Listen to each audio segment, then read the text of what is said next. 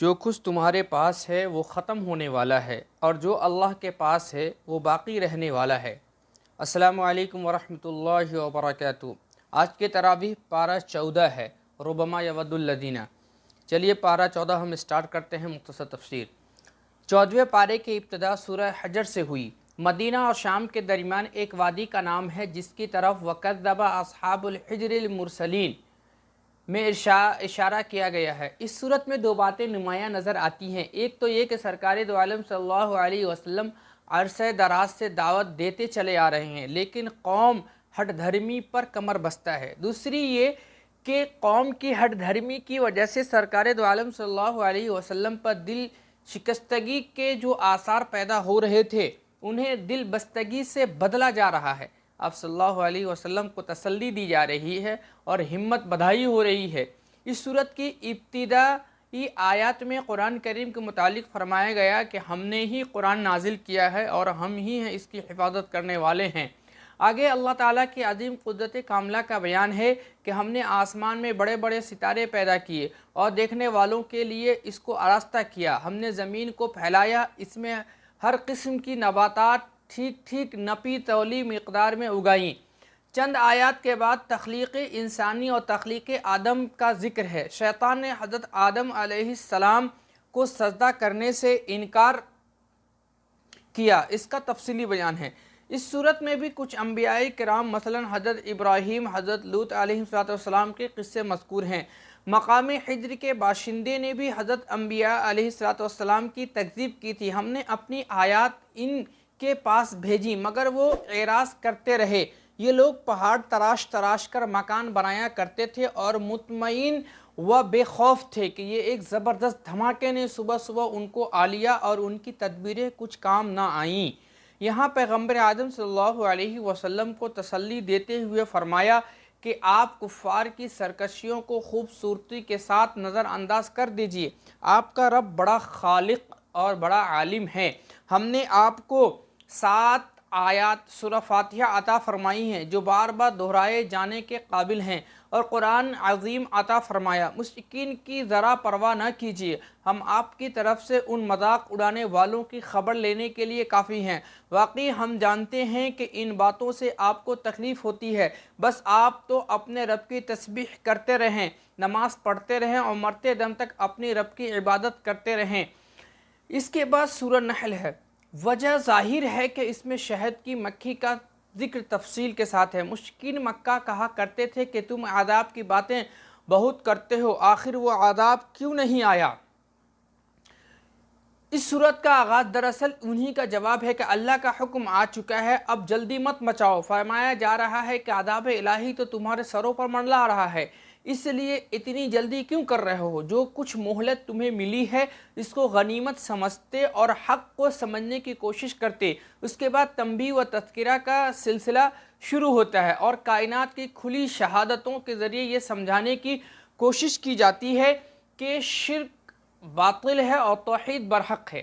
اس سلسلے میں منکرین و وحدانیت کو جو اشکالات اور شبہات ہیں ان کا جواب دیا جاتا ہے۔ باطل پر پر اصرار اور حق کے مقابلے میں ہٹ دھرمی کے خوفناک نتائج سے ڈرایا جاتا ہے۔ اسلام کی اخلاقی اور روحانی تعلیمات پیش کی جاتی ہے۔ سرکار دو عالم صلی اللہ علیہ وسلم کی اور آپ کے رفقا کی ہمت اور حوصلہ بڑھایا جاتا ہے۔ اس صورت کا آغاز باری تعالیٰ کی وحدانیت اور اس کی بے مثال صناعی پر دلائل کے ساتھ ہوا ہے۔ اسی ضمن مشرکین کے ہٹ دھرمیوں کا بھی ذکر ہے اور ان کے عقائد اعمال کا بھی بیان ہے۔ اس کے بعد پھر ان چیزوں کا ذکر ہے جو اللہ تعالیٰ نے انسان کے فائدے کے لیے پیدا کی اور ان میں انسان کے لیے سامان عبرت بھی ہے۔ فرمایا تمہارے لیے مویشیوں میں بھی سبق موجود ہے کہ ان کے پیٹ سے گوبر اور خون کے درمیان سے ایک چیز یعنی خالص دودھ ہم تمہیں پلاتے ہیں جو پینے والوں کے نہایت خوشگوار ہے۔ اسی سلسلہ کلام میں شہد کی مکھی کا بھی ذکر ہوا۔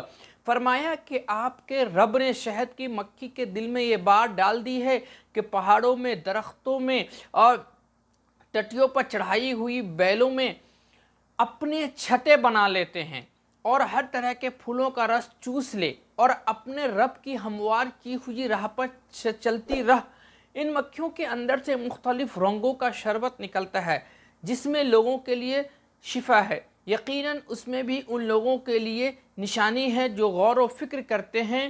رزق میں، مال اور دولت میں لوگوں کے درمیان جو فرق ہے وہ بھی قدرت الہیہ کی نشانیوں میں سے ایک ہے۔ اسی نے لوگوں کے لیے بیویاں بنائیں اور بیویوں کے بیٹے اور پوتے پیدا کیے۔ یہ سب اللہ تعالیٰ کے انعامات نہیں تو کیا ہیں؟ آگے بیان فرمایا کہ اللہ تعالیٰ نے تمہیں تمہاری ماؤں کے پیٹ سے اس حالت میں نکالا کہ تم کچھ بھی نہ جانتے تھے۔ اس نے تمہارے کان دیے، آنکھیں دی اور دل دیے تاکہ تم شکر گزار بنو۔ کیا ان لوگوں نے پرندوں کو نہیں دیکھا کہ کس طرح آسمان کی فضاؤں میں مسخر ہے؟ ان اللہ کے سوا ان کو کس نے تھام رکھا ہے؟ اس میں بھی اہل ایمان کے لیے بہت سی نشانیاں ہیں۔ اللہ تعالیٰ نے تمہارے لیے تمہارے گھروں کو وجہ سکون بنایا۔ اس نے جانوروں کی کھالوں سے تمہارے لیے ایسے مکانات بنائے جنہیں تم سفر حضر میں بہت ہلکا پاتے ہو۔ اس نے جانوروں کے اون اور بالوں سے تمہارے لیے پہننے اور برتنے کی بہت سی چیزیں پیدا کی جو ایک مقررہ مدت تمہارے کام آتی ہیں۔ اس نے اپنی پیدا کی ہوئی چیزوں سے تمہارے لیے سایہ پیدا کیا، پہاڑوں میں تمہارے لیے پناہ گاہیں بنائیں اور تمہیں ایسی پوشاکیں عطا کی جو تمہیں گرمی سے بچاتی ہیں، اور کچھ ایسی پوشاکیں دی جو جنگ میں تمہاری حفاظت کرتی ہیں۔ اسی طرح وہ تم پر اپنی نعمتیں تمام کرتا ہے تاکہ تم فرما بردار بن جاؤ۔ آگے قرآن کریم کی ایک جامع آیت ہے جس میں اسلام کی مکمل تعلیمات چند لفظوں میں سمو دی گئی ہے۔ فرمایا بلا شبہ اللہ عدل و احسان اور صلہ رحمی کا حکم دیتے ہیں، بے حیائی، بدی اور ظلم سے منع کرتے ہیں۔ وہ تمہیں نصیحت کرتے ہیں تاکہ تم سبق لو اور اللہ تعالیٰ کے عہد کو پورا کرو۔ جب تم عہد کرو اور اپنی قسمیں پکی کرنے کے بعد نہ توڑو۔ جب ہم قسم کھا لیتے ہیں، اس کو پکا کر لیتے ہیں، تو اس کو بولا گیا کہ نہیں توڑو، جبکہ تم اپنے اوپر اللہ کو گواہ بنا چکے ہو۔ اللہ تعالیٰ تمہارے سب کاموں سے باخبر رہتے ہیں۔ تمہاری حالت اس عورت کی سی نہ ہونی چاہیے جس نے اپنی محنت سے خود سوت کاتا اور خود ہی اس کے ٹکڑے ٹکڑے کر کے نوچ ڈالا۔ تم اپنی قسموں کو باہمی معاملات میں مکر و فریب کا ذریعہ مت بناؤ۔ ایک گروہ دوسرے گروہ سے بڑھ کر فائدہ اٹھائے، حالانکہ اللہ تعالیٰ اس عہد و پیمان کے ذریعے تمہاری آزمائش کرتے ہیں۔ ان جن چیزوں میں تم جھگڑتے ہو ان قریب قیامت کے دن وہ تم پر ظاہر کر دی جائیں گی۔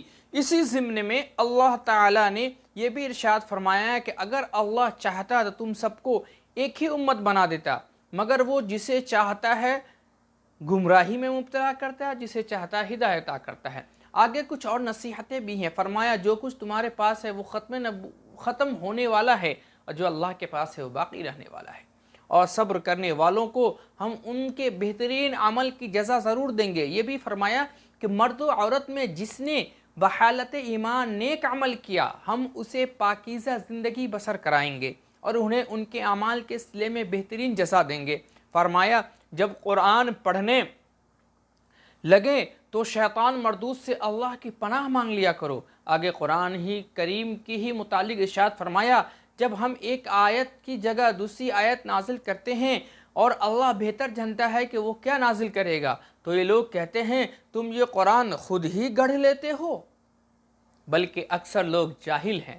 آپ فرما دیجئے کہ قرآن تو روح القدس نے حکمت حق کے مطابق میرے رب کی طرف سے نازل کیا تاکہ ایمان لانے والوں کو ثابت قدم رکھے، اور یہ قرآن مسلمانوں کے لیے ہدایت اور خوشخبری کا ذریعہ ہو جائے۔ کچھ آیات کے بعد اللہ تعالیٰ نے ایک بستی کی مثال بیان کرتے ہوئے فرمایا کہ وہ بستی امن و اطمینان کی زندگی بسر کر رہی تھی، ہر طرف سے اس کو رزق فراوانی کے ساتھ مل رہا تھا۔ اتنے میں انہوں نے اللہ کی نعمتوں کو جھٹلانا شروع کر دیا، تب اللہ نے اس بستی کو بھوک اور خوف میں بستی والوں کی کارستانیوں کی وجہ سے مبتلا کر دیا۔ یہ پارہ ان آیت پر اختتام پذیر ہوتا ہے کہ آپ اپنے رب کے راستے کی طرف حکمت اور اچھی نصیحت کے ساتھ بلائیے اور ان کے ساتھ اچھے انداز میں بحث کیجیے۔ بلا شبہ آپ کا رب خوب جانتا ہے کہ کون اپنی راہ سے بھٹکا ہوا ہے، اور وہ ہدایت پانے والوں کو بھی جانتا ہے۔ اگر تم بدلہ لینے لگو تو اتنا ہی بدلہ دو جس قدر تم پر زیادتی کی گئی ہے۔ لیکن اگر تم صبر سے کام لو تو یقیناً یہ صبر کرنے والوں ہی کے حق میں بہتر ہے۔ آپ صبر کرتے رہیے، آپ کا یہ صبر اللہ ہی کی توفیق سے ہے، اور ان پر آزردہ نہ ہوں اور نہ ان کی چال بازیوں سے تنگ دل ہوں۔ اللہ تعالیٰ ان لوگوں کے ساتھ جو صاحب تقوی ہیں اور اچھے عمل کرنے والے ہیں۔ یہ تھا آج کے تراویح کا مختصر تفسیر۔ پھر سے دعاؤں کی درخواست ہے، رمضان مبارک کے مہینے میں خوب دعائیں کریں، استغفار پڑھیں، مجھے بھی دعاؤں میں یاد رکھیں، اور میرا ویڈیو اچھا لگا ہو تو لائک کریں، شیئر کریں، میرے چینل پہ نئے ہیں تو سبسکرائب کریں، اپنے گھر میں رشتہ داروں میں میرے چینل کو شیئر کیجیے۔ پھر اگلے ویڈیو کے ساتھ ملتے ہیں۔ السلام علیکم ورحمۃ اللہ۔